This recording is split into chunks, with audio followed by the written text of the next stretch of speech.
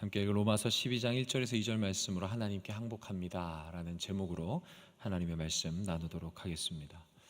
혹시 내일이 무슨 날인지 아십니까? 쉬는 날입니다. 내일은 광복절입니다. 오늘과 내일 제가 담당한 헤세드 브릿지 수련회 기간 중입니다. 그래서 원래 수요일 설교가 다른 목사님이셨는데 이제 바꿨습니다. 수련회 수요예배 설교를 수련회로 대체하려고 한 번에 두 가지를 획득하기 위한 저의 계략이었습니다. 중요한 것은 주제를 정하고 설교 제목을 정하고 보니 8월 15일 광복절에 하나님께 항복한다는 주제가 너무나 탁월하다 라는 자평을 해보았습니다. 별로 그다지 다가오지 않으시는데 그냥 저 이런 소소한 거에 기쁨을 느끼며 살아갑니다. 우리 성도님들, 나의 자녀나 다음 세대에게 물려주고 싶은 말씀이 있다면, 성경 구절이 있다면, 또 유언이 있다면 어떤 것을 물려주고 싶으십니까? 한번 좀 생각해 보셨습니까? 또 이 자리에 청년들 많이 계시는데 한번 좀 인생을 살면서 과연 나는 마지막 한마디를 남긴다면 내 인생에서 또 귀한 보물 같은 말씀을 남긴다면 어떤 말씀일까 한번 생각해 보셨으면 좋겠습니다. 저는 오늘 로마서 12장 1절과 2절 말씀이 제게는 그런 말씀입니다. 누군가에게, 내 다음 세대에게 한 구절의 말씀을 남겨야 한다면 저는 이 말씀을 남기고 싶습니다.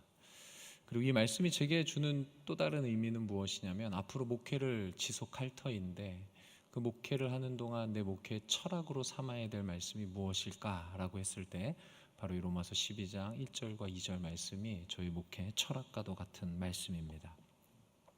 이 말씀을 들으며 깨닫고 생각하고 누리고 있는 바를 오늘 함께 나눌 때에 하나님께서 주시는 큰 은혜가 임하기를 소망합니다. 바울 사도가 쓴 로마서는 크게 두 부분으로 나눌 수 있습니다. 앞부분은 교리에 대한 부분이고 뒷부분은 그 교리를 어떻게 실천할 것인가에 대한 부분입니다. 그래서 1장부터 11장까지가 그 교리에 대한 말씀을 적고 있고 12장부터 16장까지가 그 말씀을 어떻게 실천할 것인가 라는 부분입니다. 그래서 오늘 함께 읽은 12장 1절과 2절은 이 실천 부분에서 교리 부분에서 어떻게 실천으로 넘어갈 것인가, 하나님은 이런 분이셔, 하나님이 이렇게 역사하셨어, 그래서 내가 어떻게 살아야 돼? 라고 할 때 그 중간 브릿지 역할을 하고 있다는 겁니다. 이해가 되십니까? 연결고리를 하고 있다는 겁니다. 그래서 우리는 과연 그 앞부분에 나온 1장부터 11장까지 하나님이 어떤 분이신지, 어떤 일을 하셨는지를 먼저 간략하게 살펴보도록 하겠습니다. 로마서 1장에서 3장은 무엇이 나오냐면 우리의 문제에 대해 언급합니다. 우리가 갖고 있는 고질적이고 근본적인 문제가 무엇입니까? 우리가 죄인이다라는 것입니다. 그런데 그것이 왜 문제냐면 우리 스스로는 결코 그 죄의 문제를 해결할 수 없다는 것, 그것이 우리가 가진 문제입니다. 그래서 4장에서 5장으로 넘어가면은 우리가 가진 문제를 누가 해결해 주신다? 하나님께서 해결해 주신다. 구원이라는 것이죠. 하나님이 예수 그리스도 십자가 보혈의 능력으로 말미암아 우리가 해결할 수 없는 죄의 문제를 하나님이 친히 해결해 주신다라는 겁니다. 6장부터 8절에는 그렇게 구원받은 우리가 인생을 살아가는데 어려움이 있습니까? 없습니까? 예수 믿어서 어려움이 없으세요? 근심 걱정 없으세요? 지금 웃고 계신 분 한 분도 안 계시잖아요. 예수 믿는데 왜 안 믿어요? 안 웃어요? 그렇죠? 이게 인생의 어려움과 근심이 있다는 거예요. 예수 믿어도 산 넘어 산이라는 겁니다. 어려움이 첩첩산중이에요. 그런데 중요한 것은 하나님이 우리를 구원하신 상태로 그냥 내버려 두는 게 아니라 뭐 하신다? 우리 안에 누구를 통해 역사하신다? 성령 하나님을 통해 역사하시고 우리의 인생을 인도해 가신다. 할렐루야. 9장부터 11장까지는 하나님께서 죄인된 우리를 구원하셨고 성화의 과정, 성령으로 말미암아 우리 인도하시는데 그 구원에 있어서 유대인이나 헬라인이나 차이가 있다 없다? 없다. 오직 믿음으로 말미암아 구원을 얻는데 하나님의 그 신실한 구원 사역에는 차별이 없다는 것을 하나님이 말씀하고 있습니다.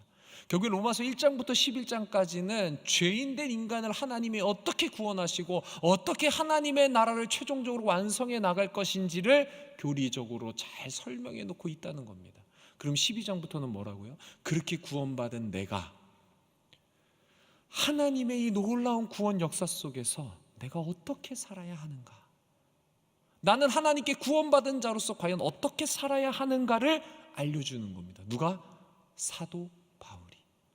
사도 바울이 보통 분입니까? 아닙니다. 위대하신 분이에요. 그분이 자신이 깨닫고 신앙생활하면서 경험한 노하우를 응축적으로 알려주는 말씀이 바로 오늘 12장 1절과 2절 말씀입니다. 우리 시간에 함께 1절 말씀 함께 읽도록 하겠습니다. 시작. 그러므로 형제들아 내가 하나님의 모든 자비하심으로 너희를 권하노니 너희 몸을 하나님이 기뻐하시는 거룩한 산 제물로 드리라. 이는 너희가 드릴 영적 예배니라. 아멘. 여기에서 나온 표현 중에서 중요한 것이 뭐냐면 너희 몸을 하나님이 기뻐하시는 거룩한 산 제물로 드리라라는 것입니다.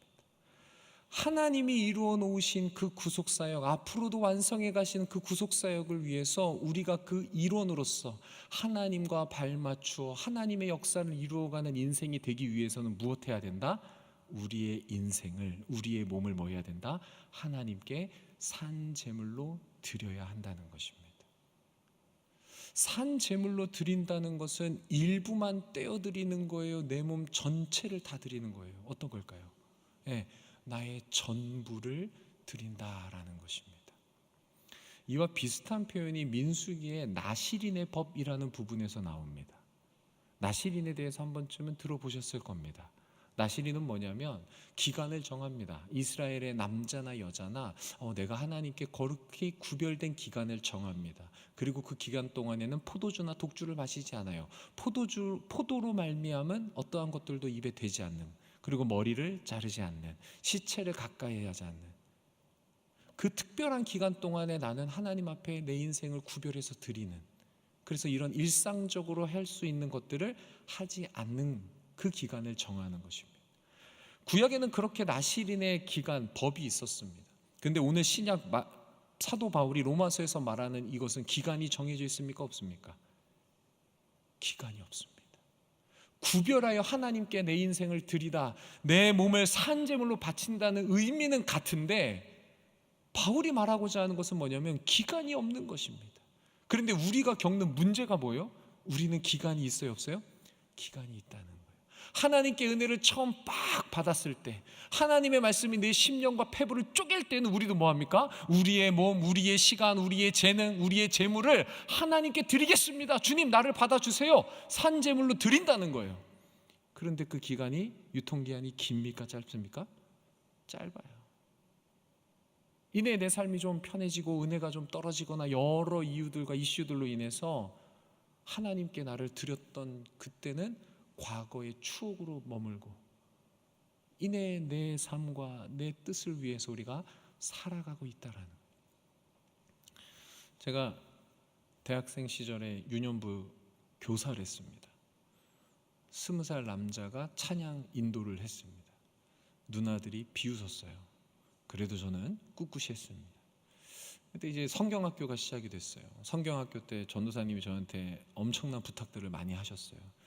그래서 제가 기분이 나빠서 이런 수련회는 성경학교는 도대체 왜 하냐고 따져 물었어요. 저는 지금은 성경학교 수련회를 참 좋아합니다. 반드시 필요해요. 근데 그때는 따져 물었다는 거예요. 왜, 뭘 따져 물었냐? 아이들이 성경학교 가고 수련회 가서 은혜 받는 거 좋습니다. 저도 중학교 2학년 때 수련회 가서 변화된 사람이에요. 수련회에 은혜가 있다는 건 압니다. 근데 중요한 것은 그렇게 은혜를 받고 변화돼서 돌아오면 뭐예요? 다시 이전으로 돌아가요. 예수님이 십자가 보혈의 그 복음을 듣고 눈물을 흘리고 정말 가슴을 찢으며 기도했던 친구들이 언제 그랬냐는 듯이 이전의 삶으로 돌아가는 걸 보면서 제가 전사님한테 이렇게 얘기했어요. 왜 애들한테 자꾸 마약을 먹이냐고, 왜 자꾸 뽕을 맞추냐고, 그거 좋은 거냐고. 일상의 삶이 변화될 수 있도록 사역을 하셔야지 성경학교 수련회 가서 그냥 한번 빡 한 그걸로 희열을 느끼면서 사역을 하시냐고 그때 제가 주제넘게 말했던 적이 있습니다. 근데 중요한 것은 그 고민이 저는 여전히 남아있다는 거예요. 수련회와 성경학교가 필요 없다는 게 아닙니다. 그렇게 변화되는 한 번의 그 경험, 추억, 하나님이 내 인생에 개입했을 때 내가 어떤 감정을 갖게 되고 어떤 깨달음을 얻는지가 저는 너무나 중요한 것 같아요. 근데 그게 어떻게 해야 일상에서 유지되냐라는 것이죠. 어떻게 해야 내가 말씀대로 날마다 살아갈 수 있냐라는 거예요. 그 비결이 뭐라는 거예요? 사도 바울은 뭐라고 말합니까? 너의 몸을 하나님이 기뻐하시는 거룩한 산 제물로 드려라. 그때만 드리면 안 된다는 거예요. 어떻게? 날마다. 우리가 갖는 문제가 그건 거예요. 그때 한번 드렸었어. 그런데 오늘과 내일은 못 드리고 있는 게 문제입니다. 날마다 하나님 앞에 우리의 삶을, 우리의 몸을 산제물로 드리시기를 축복합니다. 그렇게 했을 때 우리가 이 놀라운 역사를 이끌어 가시는 하나님의 뜻에 부합하여 하나님의 역사가 우리를 통해 이루어질 줄로 믿습니다. 우리가 성경을 보면서 수많은 구약의 인물들, 신약의 인물들 위대하다, 대단하다 할 수 있습니다. 그런데 하나님은 우리가 이들을 그냥 부러워하는 존재로 여기는 걸 원치 않으세요. 하나님이 이 인물들을 성경에 기록해 놓은 이유가 뭘까요? 부러워하라고? 나는 왜 안 될까? 그런 생각하라고? 아닙니다. 하나님이 이 인물들을 기록해 놓은 이유가 뭐예요? 이 인물들을 보면서 나도 어떻게 될 수 있다? 이들처럼 될 수 있다. 할렐루야. 이들 이상의 신앙인이 될 수 있다라고 하나님은 보여주시는 거예요. 이들도 온전해서 완전해서가 되는 게 아니고 하나님이 은혜 주시고 하나님이 이끄셨더니 부족하고 연약한 인생 이렇게 되지 않았냐? 진주야, 너라고는 왜 안 되겠니? 하나님은 그 말씀 우리에게 하고 싶다는 거예요. 예수를 믿는다면, 하나님을 믿는다면 제대로 변화된 인생 한번 살아보시기를 축복합니다. 그러기 위해서는 우리의 몸을 뭐 해야 된다? 산제물로 드릴 수 있어야 한다. 산제물로 드리려고 그러면 뭔가 많은 것을 포기해야 되고 잃어버릴 것 같죠? 맞아요. 잃어버려야 됩니다. 포기해야 됩니다. 그런데 내가 내 인생을 주관해서 얻을 수 있는 것과 하나님이 내 인생을 주도하셔서 내가 나를 항복해서 하나님 앞에서 나를 죽인 다음에 하나님이 내 인생을 살았을 때 내 인생이 부어질 것 비교해 보십시오. 하나하나 조목조목 논리적으로 써서 따져보세요. 내가 내 인생을 살아서 얻을 수 있는 것과 하나님이 내 인생을 인도하여서 얻을 수 있는 것을 비교해 보라는 겁니다. 무엇이 더 클까요? 무엇이 더 위대할까요? 무엇이 더 영원한 가치를 갖고 있을까요? 아직도 답을 모르시겠어요? 무엇이 더 크고 위대합니까? 내가 하나님께 항복하여서 하나님이 내 인생을 주도할 때 주어지는 그 놀라운 복을 우리는 맛봐야 되는 거예요. 신앙생활 하는데 재미없고 코끌려서 오는 것 같은 이유가 뭔지 아세요? 그 하나님이 인도하시는 인생이 얼마나 재미있고 얼마나 영광스러운지를 경험하지 못하면 예배당 오는 게 힘든 겁니다. 주일날 아침에 눈 떠서 짐 챙길 때 또 가야 돼? 1년에 52번이나 가야 돼? 라는 마음을 갖게 되는 거예요. 우리가 하나님 앞에 내 인생을, 내 삶을 온전히 산제물로 내어드렸을 때 하나님이 내 인생을 주도하셨어요. 내 인생 가운데 하나님이 역사하시는 것을 체험할 때 그 기쁨과 환희가 말로 다 할 수 없을 줄 믿습니다. 그런 인생 되시기를 축복합니다. 우리가 몸을 하나님께 드릴 때 어떤 거냐? 하나님이 기뻐하시는. 우리 하나님은 어떤 게 있다는 거예요? 기뻐하는 게 따로 있다는 겁니다. 하나님은 기뻐하는 게 있고 싫어하고 증오하는 게 따로 있습니다. 근데 하나님이 무엇을 기뻐하시냐? 거룩한 산제물을 기뻐한다는 겁니다. 거룩하다는 건 무엇입니까? 구별된다는 거예요. 세상의 것들 똑같이 하면서 하나님께 쓰임받기를 원하신다면 하나님이 기뻐하신다? 안 하신다는 겁니다. 하나님 앞에 우리의 삶을 거룩하게 구별해서 내어드려야 돼요. 일부분만 내어드리는 게 아니라, 시간도 일부분이 아니라, 내 삶의 다 일부분이 아니라 온전히. 한마디로 그래서 뭐 하는 거예요? 내 삶이 내게 아닌 게 된 상태가 돼야 돼. 그래서 오늘 사도 바울은 그것을 어떻게 표현합니까? 네 몸을 그냥 통째로 제물로 드려라. 시간도 네 게 아니고 재능도 네 게 아니고 재물도 네 게 아니야. 다 일부분만 하나님께 드리려고 하다 보니까 뭐가 없는 거예요? 역사가 없는 겁니다. 통째로 하나님께, 네 몸 자체를 하나님께 드려라. 그럼 하나님이 너에게 역사하실 것이다 라는 것입니다.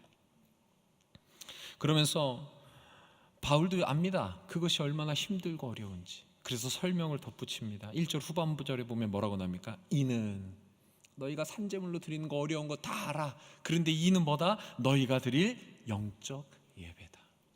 성도가 하나님께 예배하는 건 당연한 겁니다. 하나님께 구원받은 자가 나를 산 제물로 드리는 게 뭐하다는 겁니까? 예배처럼 당연하다는 거예요. 하나님 앞에 내 인생을 산 제물로 드리는 게 바람직한 행동이다라는 것입니다. 신앙생활을 바람직하게 하고 계십니까? 아니면 일부를 꼬불쳐가지고 시간의 일부만 드리려고 하고 재능의 일부만 드리려고 하고 온전한 산제사로 못 드리고 있지는 않습니까? 하나님이 원하시는 것은 우리의 전부를 원하십니다. 하나님 앞에 두 손 두 발 다 들고 주님, 나는 아무것도 아닙니다. 항복합니다. 그러니 주님, 나를 사용하여 주옵소서. 하나님이 원하시는 것은 그 고백이라는 거예요. 근데 우리는 일부만 조금 떼어드리고 하나님이 역사할 수 없습니다. 우리가 그런데 왜 이렇게 내 삶을, 내 몸을 산제사로 드리는 게 어려울까요? 왜 그럴까요? 2절을 우리 함께 한번 읽어보겠습니다. 시작. 너희는 이 세대를 본받지 말고 오직 마음을 새롭게 함으로 변화를 받아 하나님의 선하시고 기뻐하시고 온전하신 뜻이 무엇인지 분별하도록 하라. 아멘. 여기엔 두 가지 명령이 나옵니다. 이 세대를 본받지 말고 마음을 새롭게 함으로 변화를 받아. 이렇게 두 가지 명령이 나옵니다. 즉 우리가 하나님을 믿고 예수님을 막 믿었을 때에는 주님, 나를 받아주세요, 주님, 나를 사용해 주세요, 나를 산제물로 드리는 고백이 터져 나왔을 거예요. 다 경험이 있으실 거예요. 저도 중학교 2학년 때 그 경험을 했습니다. 수련회 가운데. 놀라운 경험이죠. 근데 그것이 이내에 사라지고 이내에 잊혀지고 삶을 바쁘게 살다 보니 사라지는 이유가 뭐냐? 이 세대가 우리를 뭐 한다는 겁니까?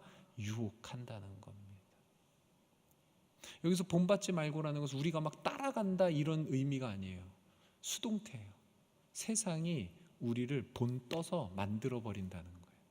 세상 속에 살다 보면은 우리는 세상에 유혹당해서 자연스럽게 그들과 비슷한 모양으로 만들어진다라는 것입니다. 그렇기 때문에 우리가 여전히 살아있으면 세상처럼, 세상 사람처럼, 하나님 모르는 자처럼 변화될 수밖에 없다는 거예요. 우리가 새벽에 묵상하는 열왕기하에 수많은 왕들, 이스라엘 백성들이 왜 그렇게 우상을 따라 섬겨요? 가나안 땅에 살다 보니 그들처럼 본받게 된다는 겁니다. 우리가 살아가는 세상에서 우리는 수많은 유혹들을 당하게 돼요. 육신의 정욕, 안목의 정욕, 이생의 자랑, 물질적으로 또 쾌락적으로 명예적으로 우리는 세상에 있는 것들을 따라가고 추구하고 흠모할 수밖에 없도록 우리의 죄악된 본성이 인도한다는 겁니다. 그래서 나를 하나님께 산제물로 드리는 게 어제는 가능했지만 오늘은 힘든 이유가 거기 있다는 거예요. 세상에 두 발을 디디고 살면서 이 세상의 유혹, 세상이 우리를 본뜨려고 하는 것을 이겨내기가 어렵다는 겁니다. 근데 사도 바울은 명령하는 거예요. 그거 하지 말아라. 거부해라. 예수를 믿는다면 그것을 거부할 수 있는 인생 되기를 축복합니다. 넓고 아름다운 길입니다. 보기에 휘황찬란할 겁니다. 그러나 그것을 거부할 수 있어야 됩니다. 그러면서 바울은 거기서 그치지 않습니다. 오직 뭐합니까? 이 세대를 따르고 싶은 그 마음을 새롭게 해라. 변화를 받아라라는 것입니다. 세상도 우리를 변화시키려고 하고 우리 안에 있는 성령도 우리를 변화시키려고 하는 줄 믿습니다. 여러분, 우리는 여기에 승부수를 걸어야 됩니다. 세상이 아무리 강력한 유혹으로 우리를 변화시키려고 하지만 우리 안에 내주하시고 떠나지 않은 성령 하나님도 동일하게 우리를 변화시키고 싶어 하십니다. 그럼 우리는 무엇하면 됩니까? 세상의 변화를 따르지 않기로 선언해야 합니다. 그리고 누가 나를 변화시켜달라고 간구해야 됩니까? 성령 하나님 나를 변화시켜 주옵소서. 내 인생을 그냥 어찌 되겠지 널브러뜨리는 게 아니라 세상에 대해서는, 악에 대해서는, 정욕에 대해서는 칼같이 경계하면서 성령 하나님이 나를 인도하시는 거에 대해서는 한없이 열어드리는 것, 그것이 뭐 하는 거다? 나의 몸을 산 제물로 드리는 것입니다. 할렐루야. 성령 하나님은 우리를 무엇으로 인도하실까요? 성령 하나님은 기준도 없으실까요? 아닙니다. 성령 하나님은 오직 말씀으로 우리를 이끄시고 인도하시는 줄 믿습니다. 기독교인은 한 책의 사람이 되는 종교입니다. 이 책 한 권 성경의 사람이 되셔야 합니다. 성령 하나님이 이 성경을 근거로 우리의 삶을 이끌어 가실 때 우리는 무엇하면 됩니까? 그 뜻에 내어드리면 됩니다. 할렐루야. 그게 우리의 몸을 산제물로 드리는 방법이에요. 수십 년 예배를 드리고 신앙생활을 해도 우리가 변화가 안 되는 이유는 뭐냐면 성령 하나님이 지금도 말씀하십니다. 제 입술을 통해서 말씀하시는 줄 저는 믿습니다. 그런데 하나님이 이렇게 성령 하나님 우리에게 말씀하실 때, 내가 성경을 펼쳐 읽을 때 성령 하나님 우리의 마음을 두드리세요. 우리에게 어떤 음성을 들려주세요. 이렇게 해야 되지 않겠니? 회개해야 되지 않겠니? 돌이켜야 되지 않겠니? 등등등. 성령 하나님이 우리의 마음을 두드릴 때 우리가 뭐 한다는 거예요? 닫아버린다는 거예요. 못 들은 척 한다는 거예요. 그게 가능키나 합니까? 그거 내가 조금 있다 다음에 하면 안 될까요? 라고 우리가 성령 하나님께 마음을 내어드리지 않는 거예요. 산제물로 드리기를 거부하는 거예요. 근데 그 이유가 다 뭐예요? 이생의 자랑, 육신의 정욕을 따르기 위해서 성령 하나님의 음성, 성령 하나님의 이끄심 잠시 뒤로 미룬다는. 그렇다면 우리가 구약에 나오는 그 타락한 이스라엘 백성들과 다를 바가 무엇이겠습니까? 그렇게 신앙생활 하다 보니 변화도 없고, 예수 그리스도 우리의 세상의 빛과 소금이 되라 그랬는데 빛을 비춰본 적도 없고, 누군가는 내 인생을 보면서 야, 너 왜 맛이 달라? 너 왜 이렇게 짭짤하냐? 넌 뭐가 다른데? 너 교회 다녀서 다른 거야? 예수 믿으면 이렇게 달라? 우리 주변에 이렇게 느끼는 사람들이 있냐는 거예요. 내 주변에 있는 배우자가, 나의 자녀들이 역시 우리 엄마 아빠는 예수 믿어서 달라, 다른 집 엄마 아빠는 안 그렇대, 이런 얘기 들어보셨습니까? 엄마 아빠는 날 왜 이렇게 사랑해?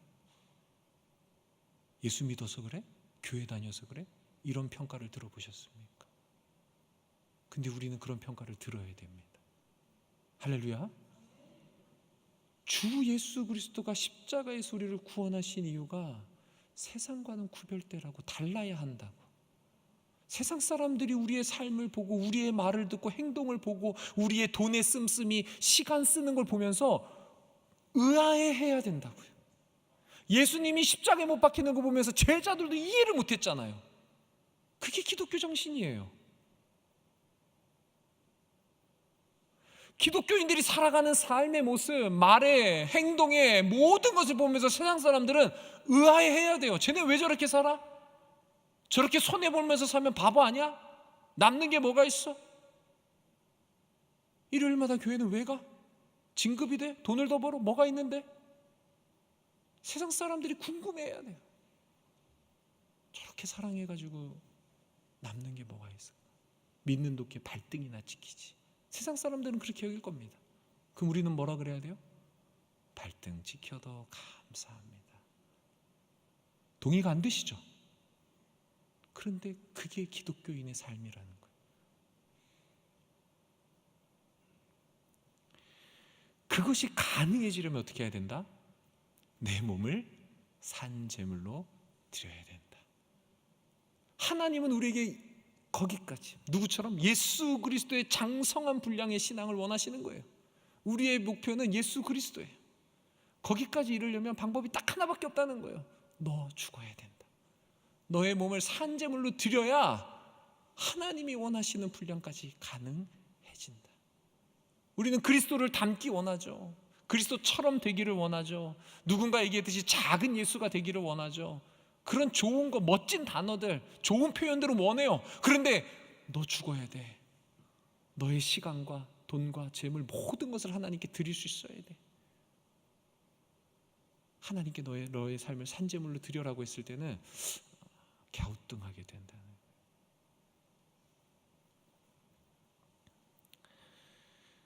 우리가 이렇게 변화를 받고 산제물로 드려야 되는 이유가 우리 본문 12장의 14절 한번 보겠습니다. 우리 로마서 12장 14절 한 목소리로 읽겠습니다. 시작. 너희를 박해하는 자를 축복하라.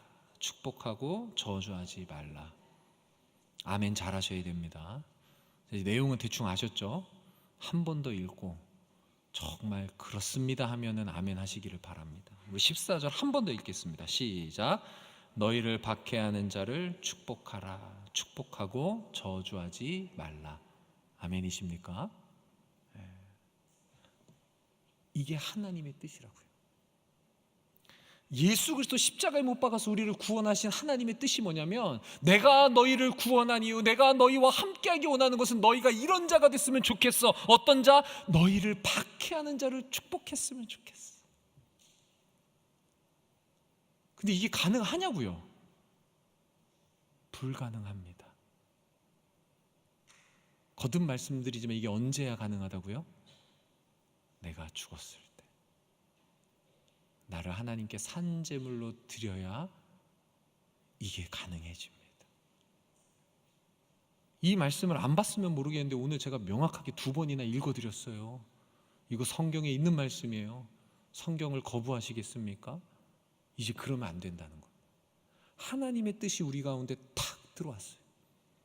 박해하는 자를 축복하라는 게 하나님의 뜻인 걸 이제 전문용어로 빼박 알게 됐어요. 그럼 우리는 둘 중에 하나예요. 신앙을 포기하든지 이 말씀이 내 안에 성취가 되든지. 이해가 되십니까? 그냥 없는 것처럼 여기고 이제 살 수가 없다고요. 성령이 우리 안에서 거듭 말씀하실 겁니다. 너를 박해하는 자를 축복해야지. 그것이 가능한 게 거듭 말씀드리지만 내가 죽어야 된다. 항복해야 된다. 17절도 한번 읽어보겠습니다. 시작. 아무에게도 악을 악으로 갚지 말고 모든 사람 앞에서 선한 일을 도모하라. 아멘. 앞에 나왔던 나를 박해하는 자 앞에서도 우리는 뭘 도모해야 됩니까? 선한 일을.